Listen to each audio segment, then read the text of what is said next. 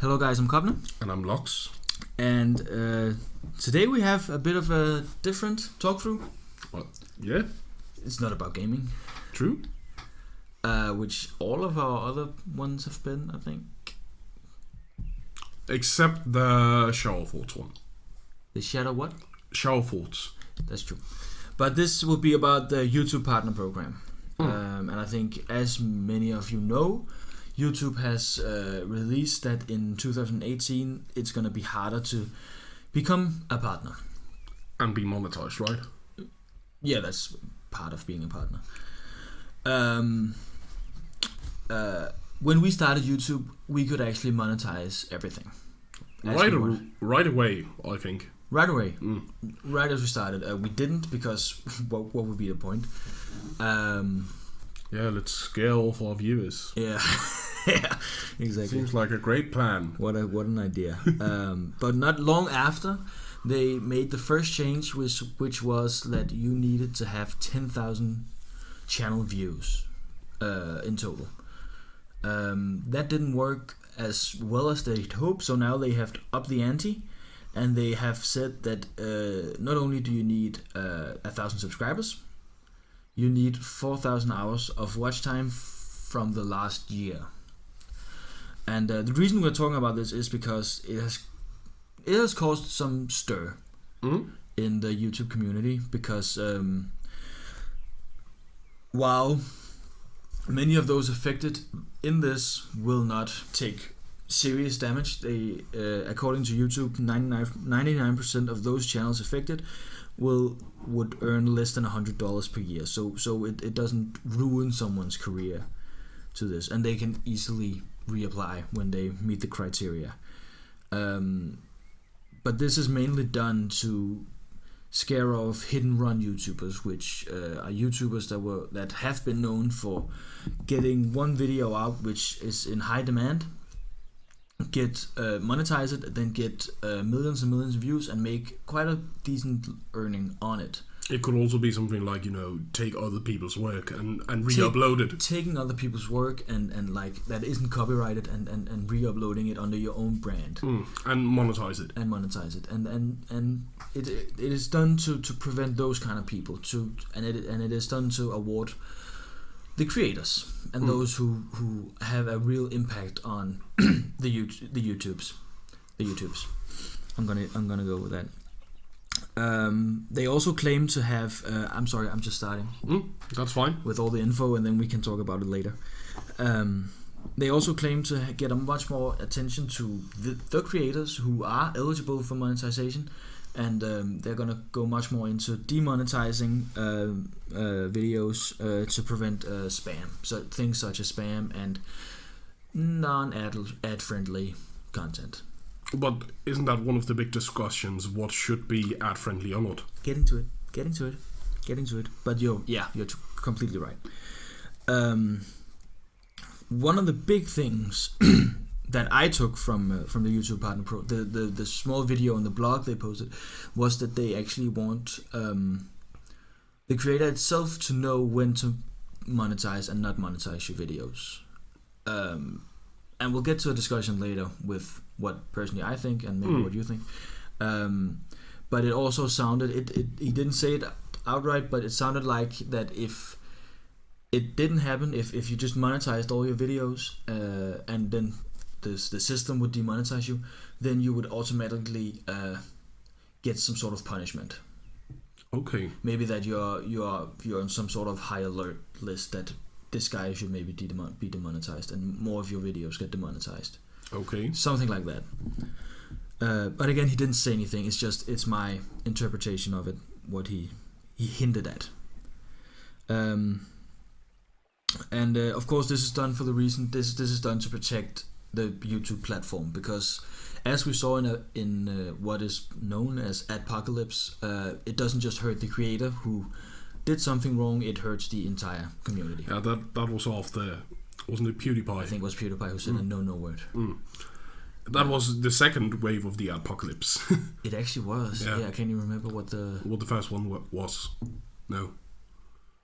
Nah. I can't remember either. And I mean, it kind of started again here with Logan Paul. Yeah, that didn't help. Showing a dead body. That didn't help. Yeah, that's kind of the weird thing about YouTube, I would say, because it seems like the world is quite. They think it's quite easy to just judge all of YouTube on one person's actions, and all of the content creators by one person's actions. Yeah. I think, and that's really harsh, and that's wrong. But it is because YouTube, despite being here for I think 10 years now, more, if even more. Yeah, I think it was something like 2005 or 6. Yeah. The big trend of YouTube isn't not very old. I mean, a lot of people now live off of YouTube, and I think that. But that have been existing for some time now. Yeah, I would say something like 2011. Yeah, but I wouldn't say it was big in 2011. I mean, many of those I subscribe to today wasn't a channel in 2011, for example. But that's where I'm actually gonna. People like the Yoxcast or Rooster Teeth were actually people living off YouTube at that point. That's true. So, but then again, it was more network and not so much individuals. I can agree with that. Yeah. And now it's boomed. And the bubble hasn't burst; it's just kept rising. Some people would also say that it rised a little too high, maybe. I would just also say that YouTube has kind of shifted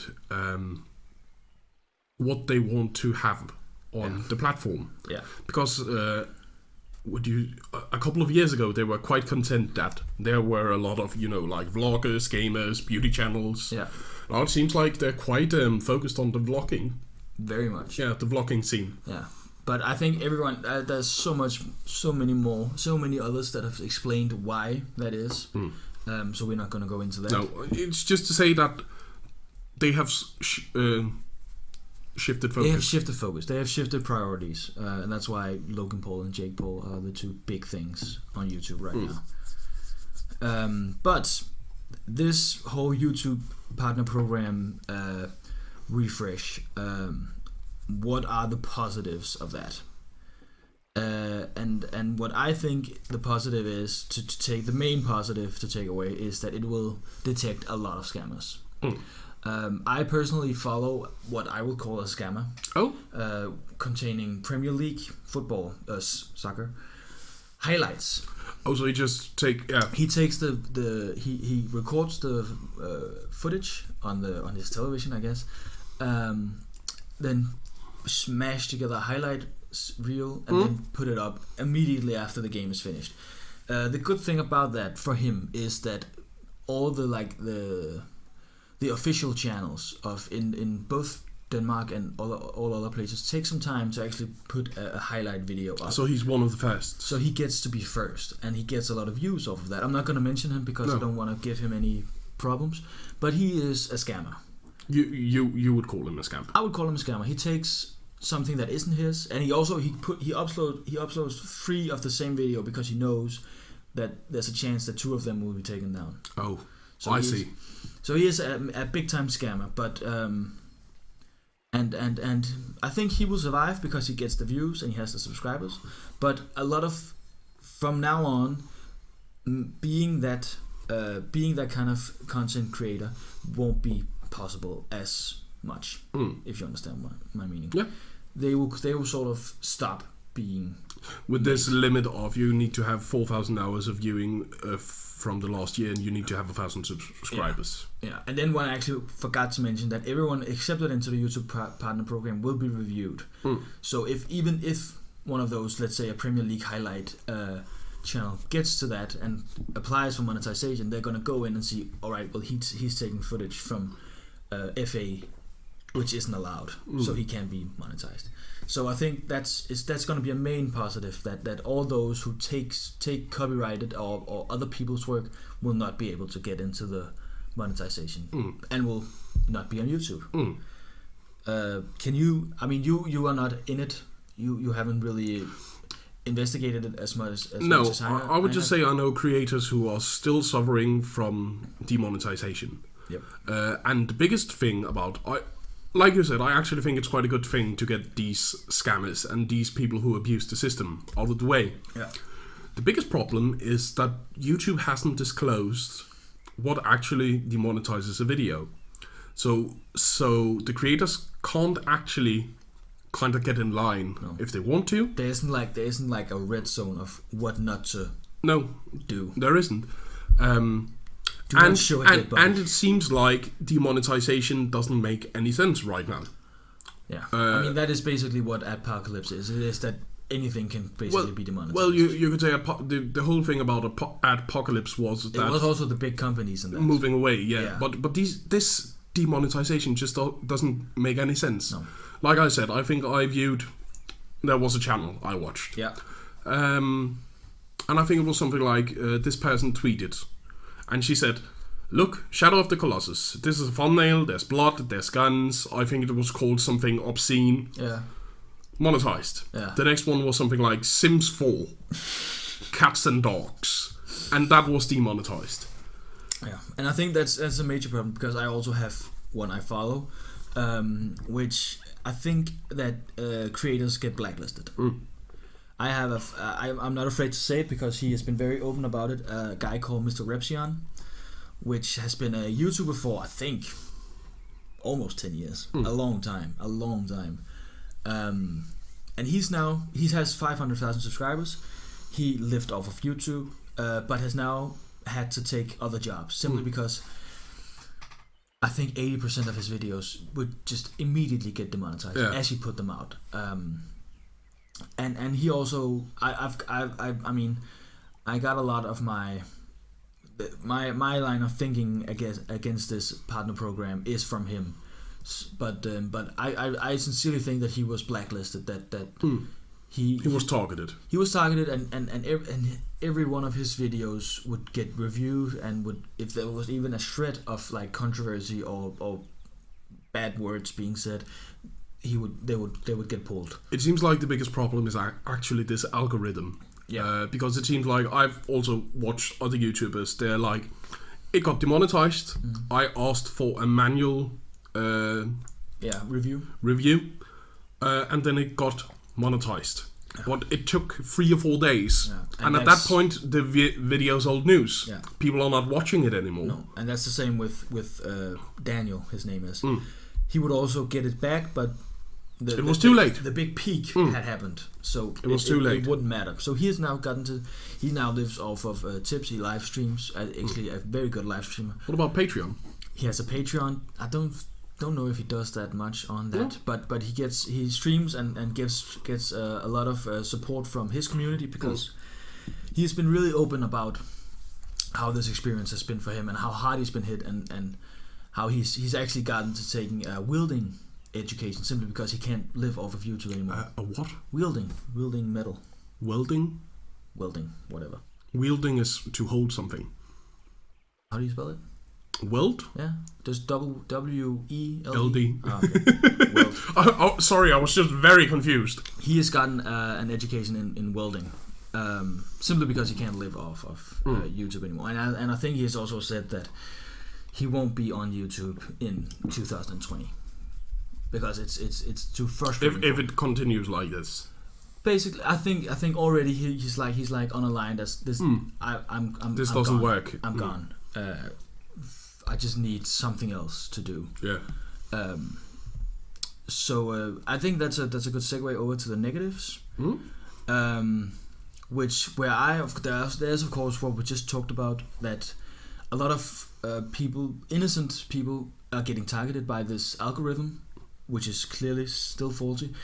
I also think I don't like this with the responsibility put over to the creator. No, it also seems very wrong if you say that this YouTube representative said you need to yourself view this as being monetized or not. That's very weird because before all of the videos were monetized. Yep. So you still feel like every one of your videos should be monetized. Yeah.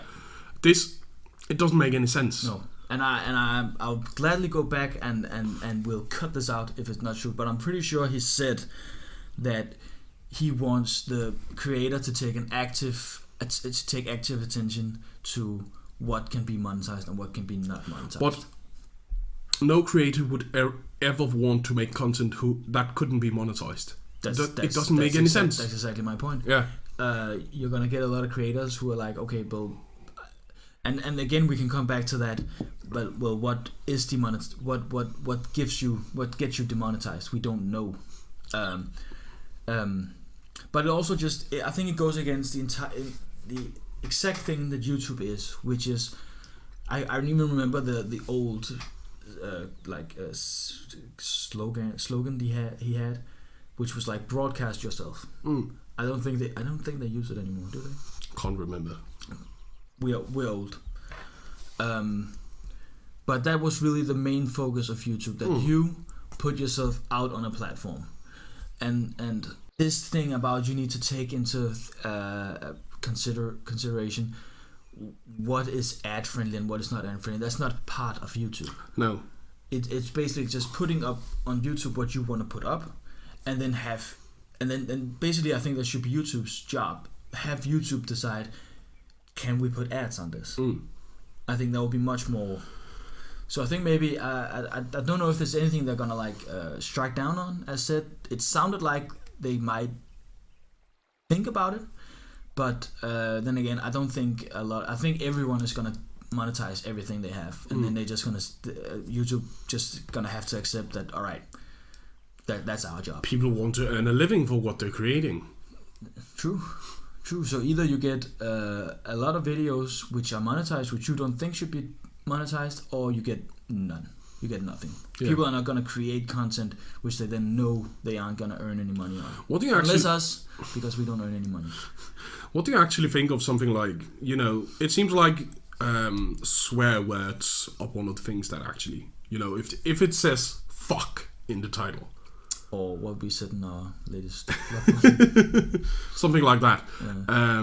What do you actually think of that being demonetized? Is that okay? No. No, right? Because this should be a platform where you could express yourself. Yeah, it's turning more and more from like this free crowdfunded platform to another CNN or ABC where you can't say swear words.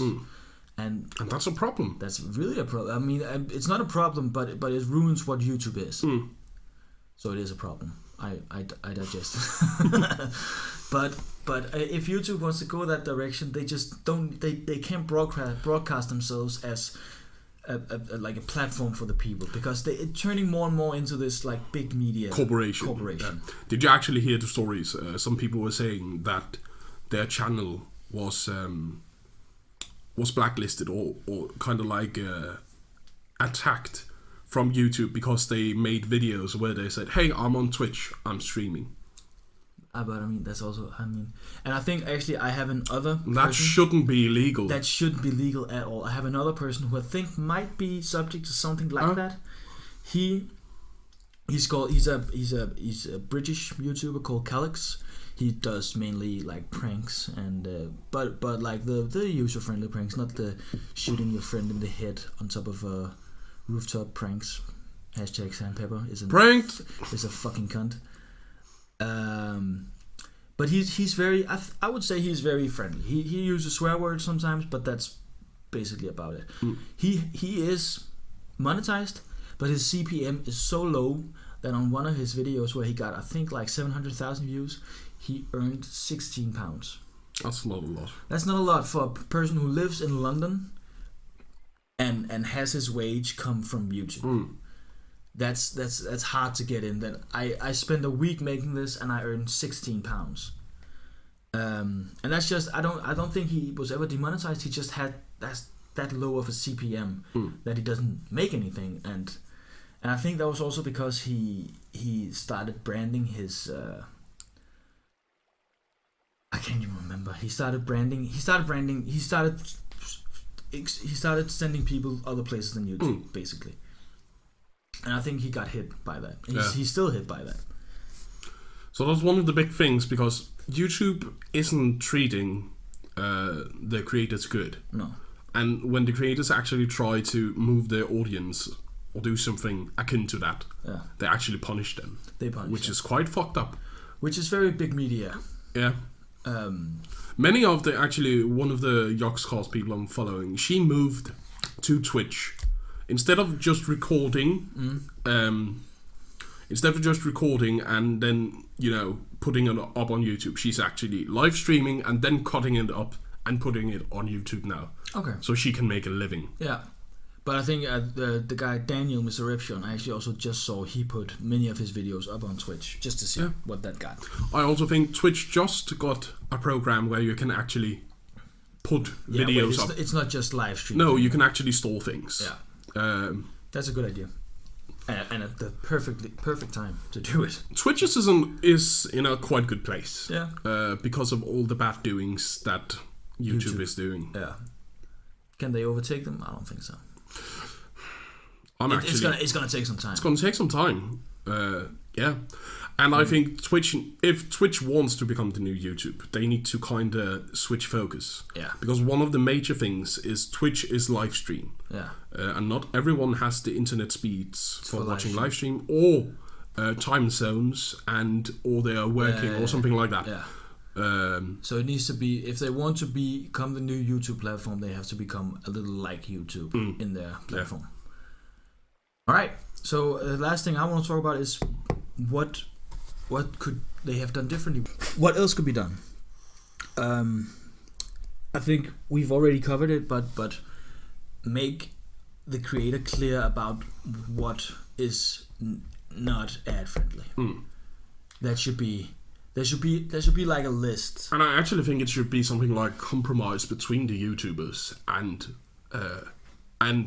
YouTube. No, yeah, so because the YouTuber should have a say. Yeah, totally. Because, like we said, it's not okay that you can't swear in a video. You should do something like perhaps saying ill-advised for children to watch. I also had that written down. Something like that. Yeah. But that shouldn't demonetize a video. Not at all. Yeah, I think when you as soon as you get into the creator studio, which is where everyone who owns a YouTube site spends a lot of time, there should be a top button that just say something ad friendly or some shit like that, so that you can just see this video that I'm about to put up. Does it meet the criteria? Yeah. And if it doesn't,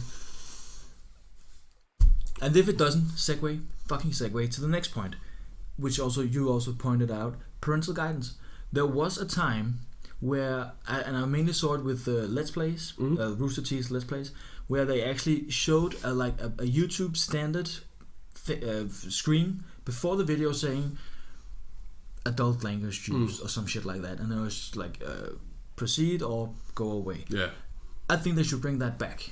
I think they should say that everything can be demonetized, but we have this parental guidance safety that tells you this cannot be viewed by anyone under 18. Or something like this video contains harsh language. It's up to you if you want to watch it. Yeah, but this safety that would just make so much more content ad friendly and make so many more creators happy. And the weird shit is they actually had it. I remember going into some of the videos and seeing that and was like, yeah, I want to continue. I'm over 18. I don't mind that they say fuck and all that shit. And I don't know why they got rid of that. I think also one of the big problems here is the fact that everything was monetized before. Yeah. And they pulled that back. It really doesn't... It's kind of like, here, have all the toys you like. Yeah. Now you only get half the toys, or 25% of the toys. Yeah. It really makes for quite a toxic relationship. Very much so. It doesn't really work. Again, you talk about something making things ad-friendly. I think that's wrong. Because still, this should be a platform for the creators. The whole thing is, if we have these guidelines that show you what is ad-friendly, then you're prohibiting the creators. Yeah. You're holding them back, and they can't really make the things they really want to make. Agreed. And that's a big problem. Yeah, people can't be themselves. Yeah, that is what big media is, you know.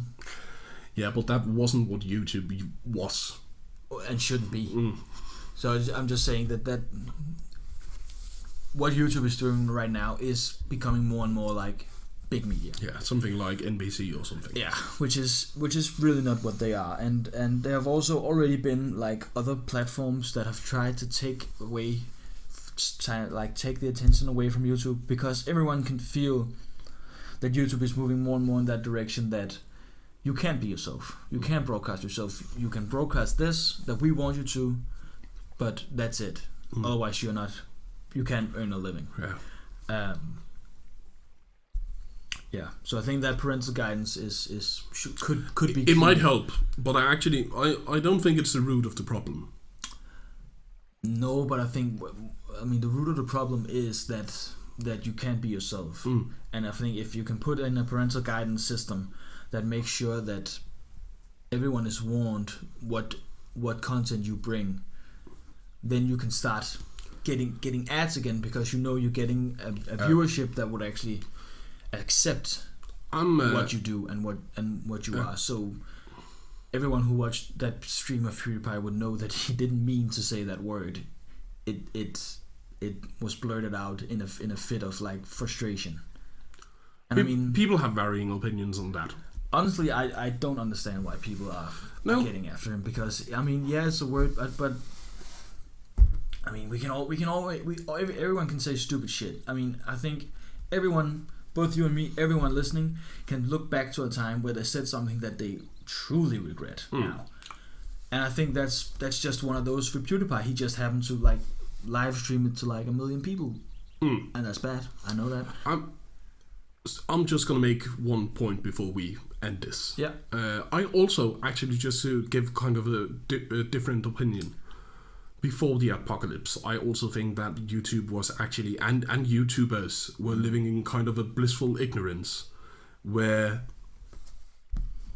companies didn't know what they were supporting, so they just threw their money at the things because they got a lot of views. Their ads got a lot of views. Yeah. Now that they actually know what they are supporting, it's become more and more they're withholding their ads and such. Yeah. I think it was kind of like before the apocalypse was a time where circumstance just made it so every video could get monetized and every video could get ads.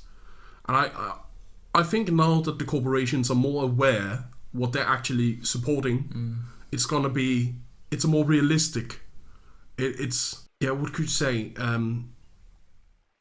They know now what they're supporting, and that they only want to give their money to a certain group. The individuals they know have their own values and such, instead of just putting their ads on everything. Yeah.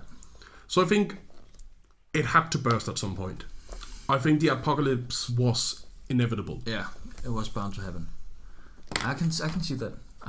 But I also would say that that's something that I think parental guidance would be able to stop, because if you had a YouTube guidebook that said, if you have this, you're PG friendly, if you have this, you need to have that lock on you.